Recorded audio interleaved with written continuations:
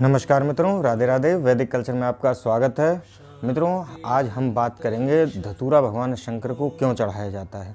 क्योंकि मित्रों, हमारे सनातन संस्कृति में, वेद पुराणों में, सब में जो भगवान के लिए वस्तु अर्पण की जाती है उसका कोई ना कोई विधान होता ही है। किसी न किसी कारण से ही वो वस्तु चढ़ाई जाती है, नहीं तो बिना कारण के हमारे सनातन संस्कृति में, वेदों में, पुराणों में बिना कारण के कुछ भी नहीं लिखा है। तो आज हम आपको बताएंगे कि धतूरा भगवान शंकर को क्यों चढ़ाया जाता है।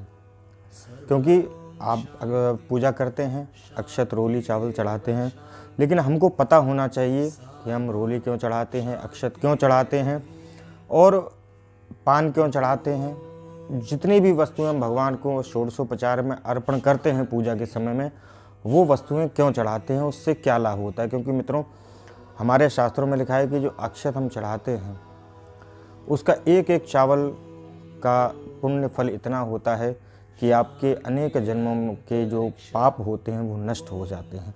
इस विषय पर हमने पूरा वीडियो बनाया है, आप जाके लिंक पे डिस्क्रिप्शन पर देख सकते हैं कि भगवान को पूजा में अक्षत क्यों चढ़ाया जाता है, रोली क्यों चढ़ाई जाती है, पान क्यों चढ़ाया जाता है।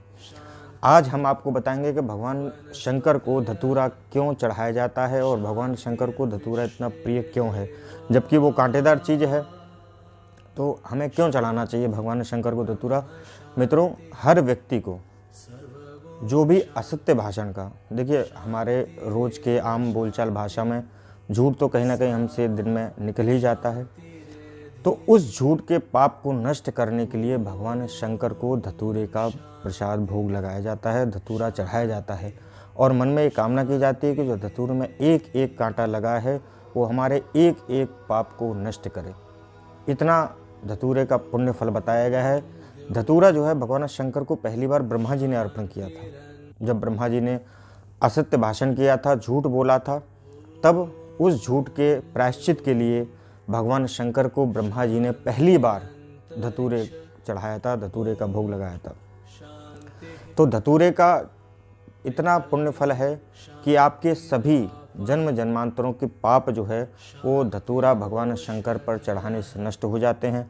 आपके जीवन में कोई समस्या है, कोई परेशानी है, तो आपको क्या करना है, सोमवार के दिन सुबह भगवान शंकर को जल चढ़ाएं, रोली, अक्षत, चावल चढ़ाकर धतूरा अवश्य चढ़ाएं और देखेंगे और मन में भावना करें कि प्रभु, जो हमारा कष्ट है, जो हमारे जीवन में कांटे हैं, इस धतूरे का भोग पर हम आपको लगा रही है, धतूरा हम आपके ऊपर चढ़ा रहे हैं और आप हमारे उन पापों को नष्ट करें और हमारे जीवन से जितनी भी हमारे जीवन में बाधाएं हैं उन बाधाओं को ख़त्म करके हमारे जीवन में सुख, शांति और समृद्धि लाएं।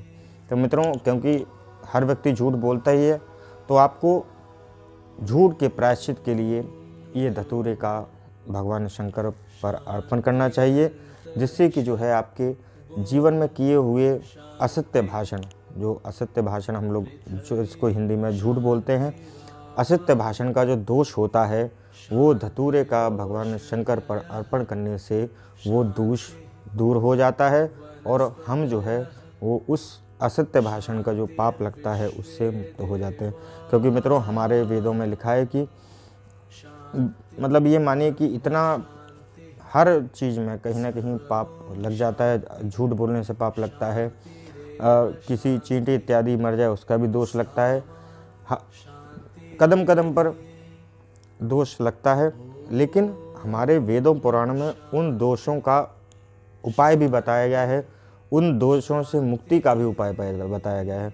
यदि आपसे किसी कारणवश कोई पाप हो जाता है तो उसके लिए प्रायश्चित भी बताया गया है। बड़े से बड़ा पाप का प्रायश्चित हमारे वेदों में, पुराणों में, उपनिषदों में उपलब्ध है। तो आप यदि धतूरे का संपूर्ण विवरण देखना चाहते हैं तो शिव महापुराण में आप देख सकते हैं धतूरा क्यों चढ़ाते हैं, विस्तार से वर्णन है।